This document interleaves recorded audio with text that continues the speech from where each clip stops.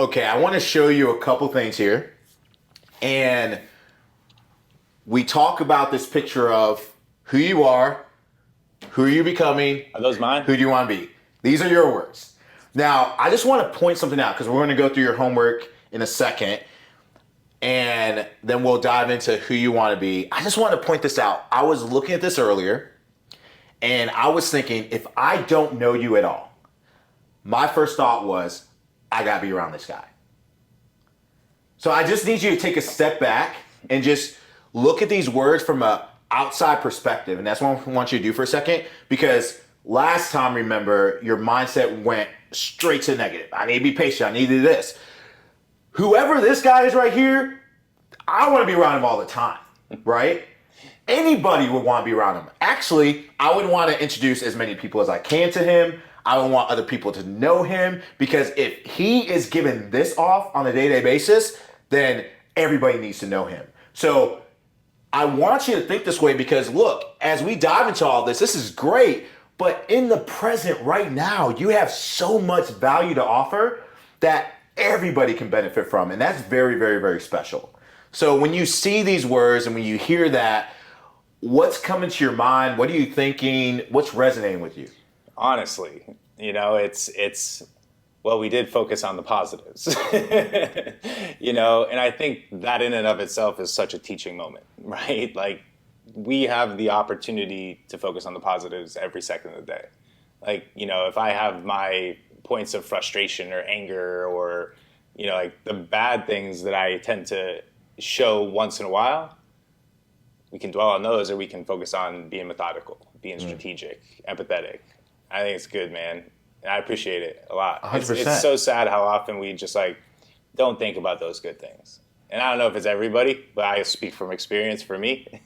I don't think about it enough. And I think you probably saw my lifelong motto, one of the questions, choosing happy and being grateful. Like, I have to literally look at those every day, because it's so easy to forget how entitled we are. And then again, happiness is a choice. Everybody has something that makes them miserable. Everybody has awful things going on. We can choose to be happy. It's just really 100%. fascinating to me. But I like how you just said that, because the thing is, the negative's still there. So I'm not trying to, this isn't blind optimism, like everything's great. It's still there. My question to you is really, what voice is the loudest?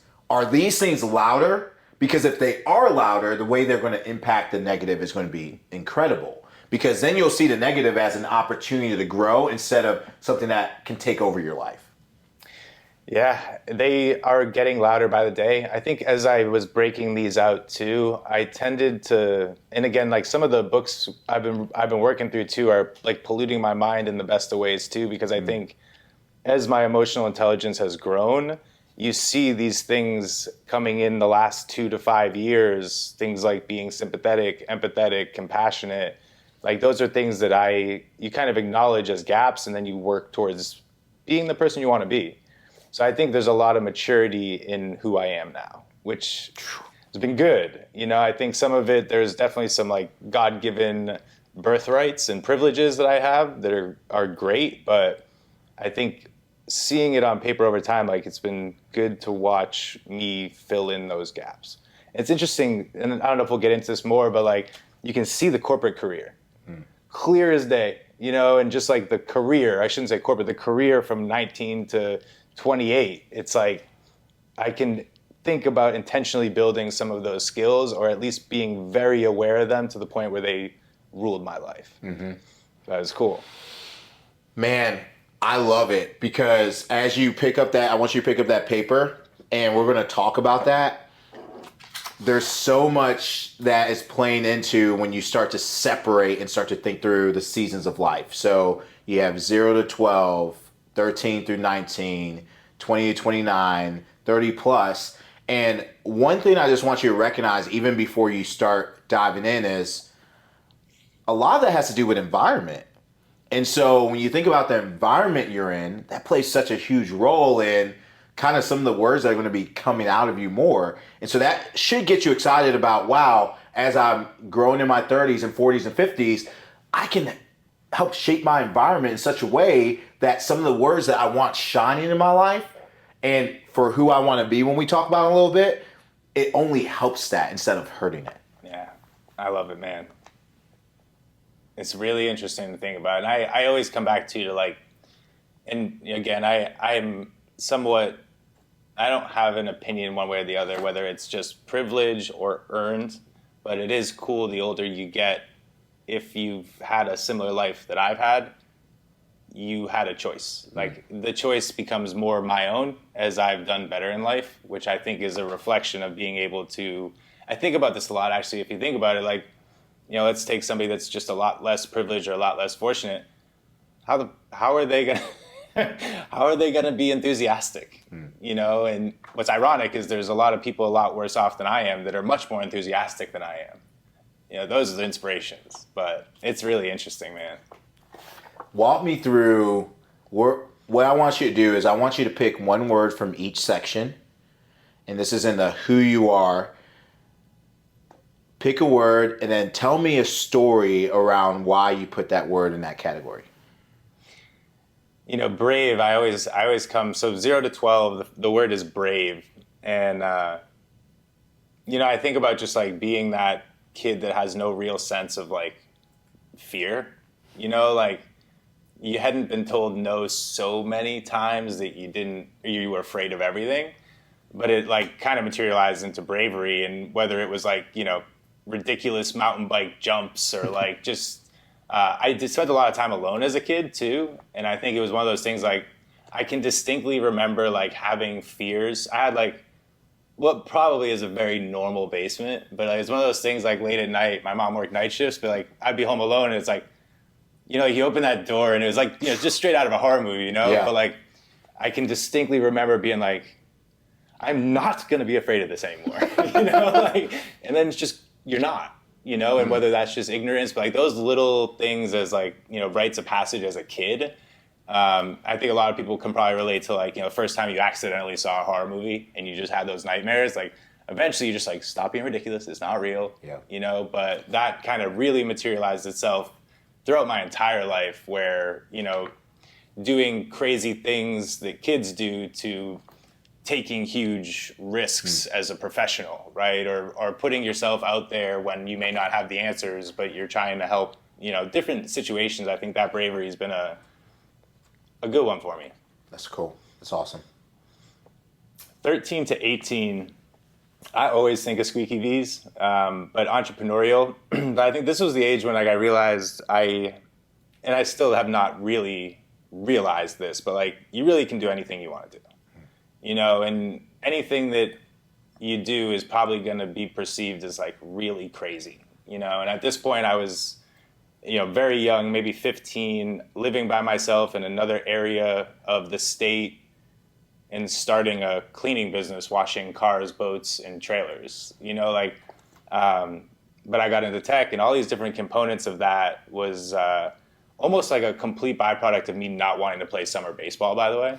Because I just didn't want to go to college for baseball, right, or sports in general. I wanted to be an entrepreneur. And I don't really remember who the entrepreneur was that like I saw when I was that young, because it was like still really nascent with the internet and stuff too. Like we definitely had like Kazaa, LimeWire. There was a lot of cool shit going on, but like I didn't know Sean Parker. Like I didn't know who these entrepreneurs were. I just thought the ability to create something was like so cool, and definitely a driver too of like how can you make as much money as possible. Hustling. Yeah, entrepreneurial from that era is huge. 19 to 29.